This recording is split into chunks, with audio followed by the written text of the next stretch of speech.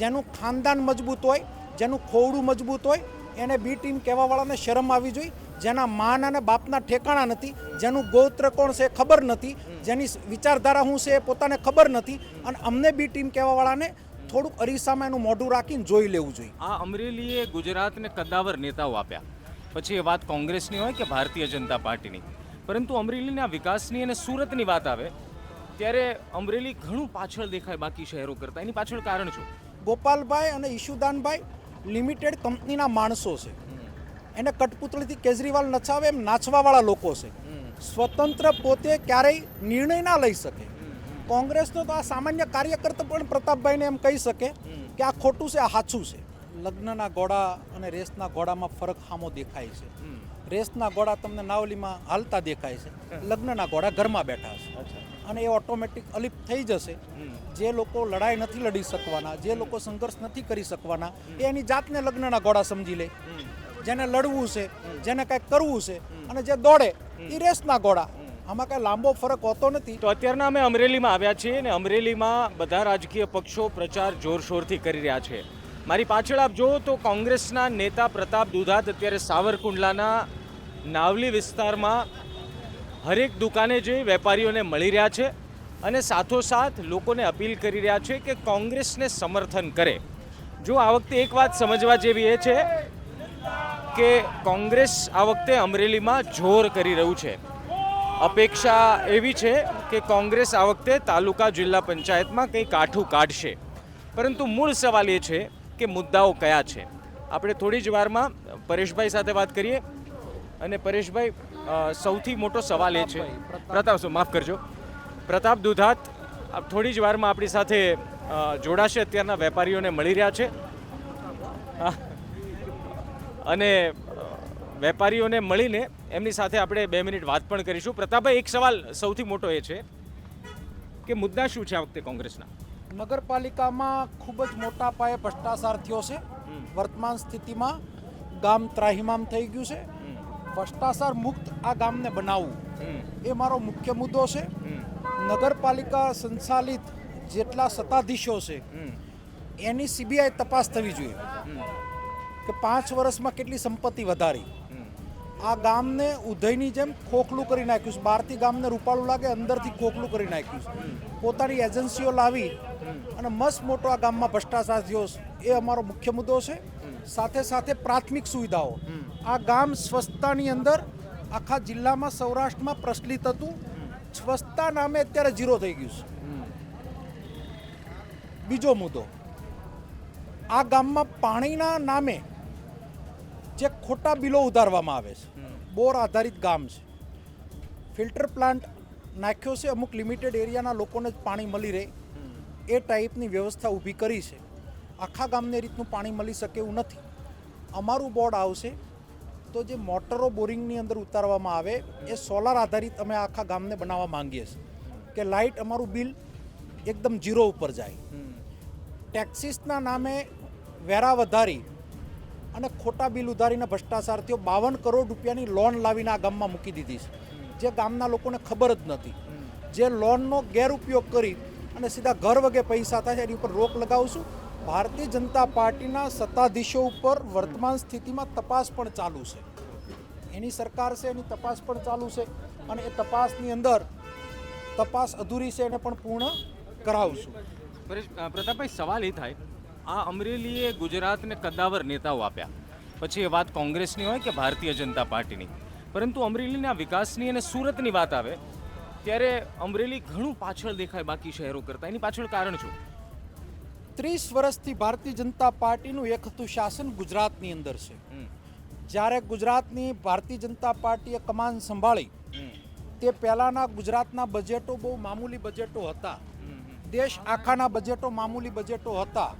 આવક નામે કોંગ્રેસ સરકાર પાસે કશું નહોતું, તો પણ આ વિસ્તારની અંદર ખોડિયાર ડેમોથી લઈને મોટી મોટી સુવિધાઓ કોંગ્રેસ ટાઈમની અંદર થઈ. 30 વર્ષમાં ભાજપ ફક્ત ને ફક્ત પ્રોપોગેન્ડાથી ઇલેક્શનો જીતી અને ગુજરાતની અંદર સરકારમાં પ્રસ્થાપિત છે. અડધો દાયકો એટલે કે અડધો ટાઈમ કોંગ્રેસે સત્તા ભોગવી, અડધો ટાઈમ ભાજપે સત્તા ભોગવી. ભારતીય જનતા પાર્ટીની સરકાર દરમિયાન અમરેલીનો જે વિકાસ થવો જોઈએ અન્ય જિલ્લાઓની કમ્પેરમાં અમરેલી જિલ્લો પસાર લાગે એના જવાબદાર ભારતીય જનતા પાર્ટીના નેતાઓ છે. અત્યારના તો કુંડલામાં સ્માર્ટ જીઆઈડીસીની વાતો ચાલી રહી છે. સવાલ એ થાય કે જો કોંગ્રેસ પાસે મુદ્દા આટલા બધા છે તો વારંવાર ભાજપ જીતી કેમ જાય છે?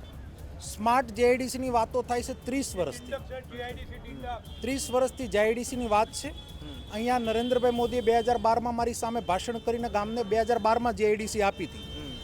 હમણાં સત્તાધીશોની હેઠેથી ધરતી સરકતી લાગી તો ધજડી ગામ જ્યાં વેપારીઓને લાગુ નથી પડે એમ ત્યાં જેઆઈડીસી ડિક્લેર કરીને 5મી વખત ફટાકડા ફોડ્યા. હું લીલિયા તાલુકાના ક્રાકસ ગામમાંથી આવું છું. આવી જો જેઆઈડીસી આપી હોય તો મારા ગામમાં 7000 વીઘા જમીન પડતર છે.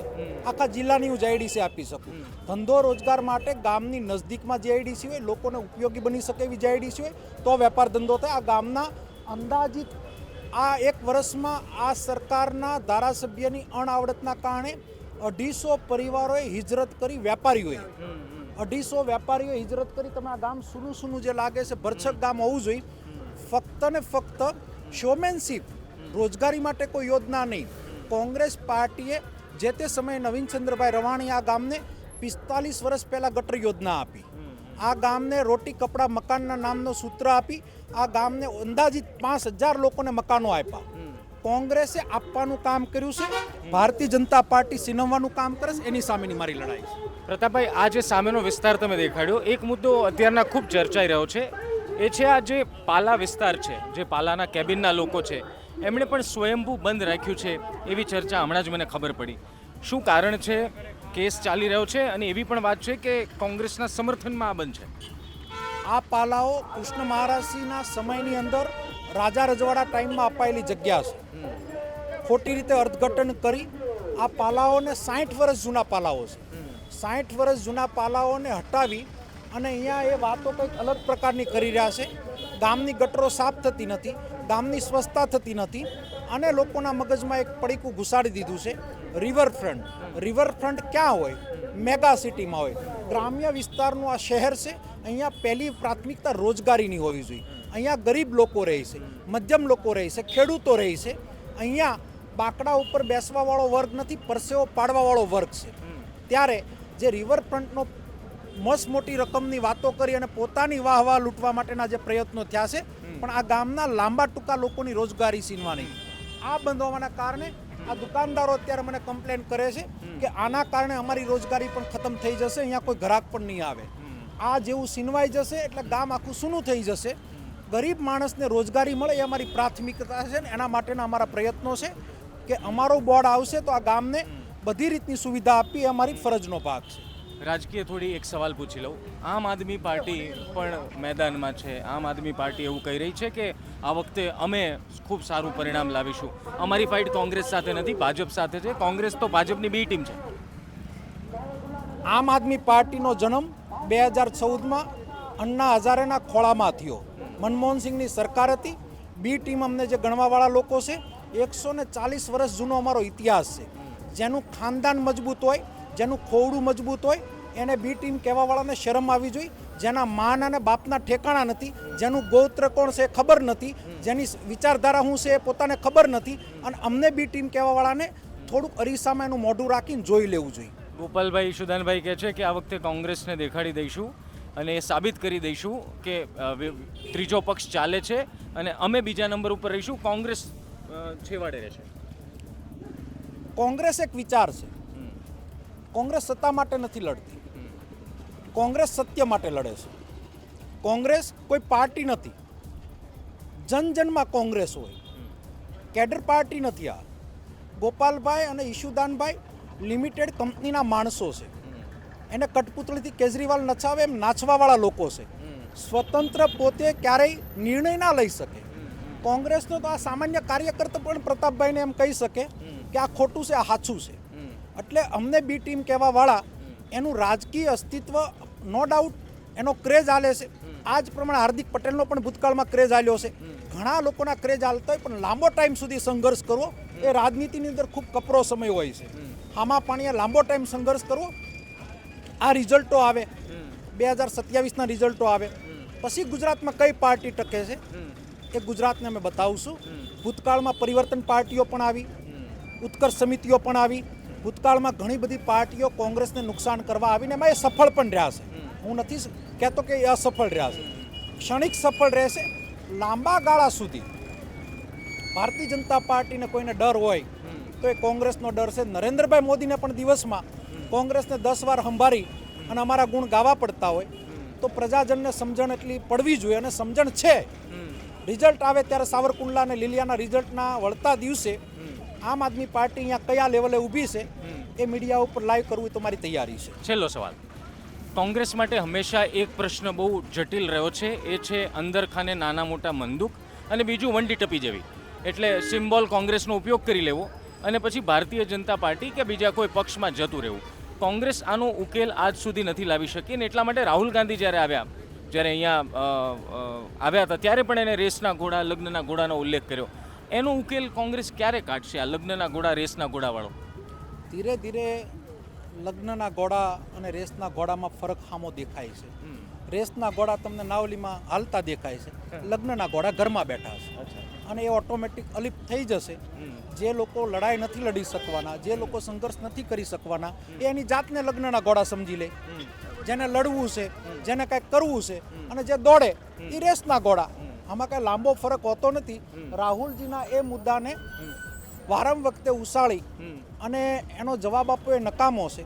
પોતાની જાતને પૂછી લેવાય, આ ખેસ મેં પહેર્યો છે અને હું દોડું છું કે મહેનત કરું છું, રિઝલ્ટની પરવા નથી. હું તમને એક વાત કરું કે એક ઇતિહાસની અંદર આપણે જઈએ તો મહાભારતના યુગ પછી આપણા યુગની અંદર વાત આપણે કરીએ તો અકબરની સલ્તનત હતી.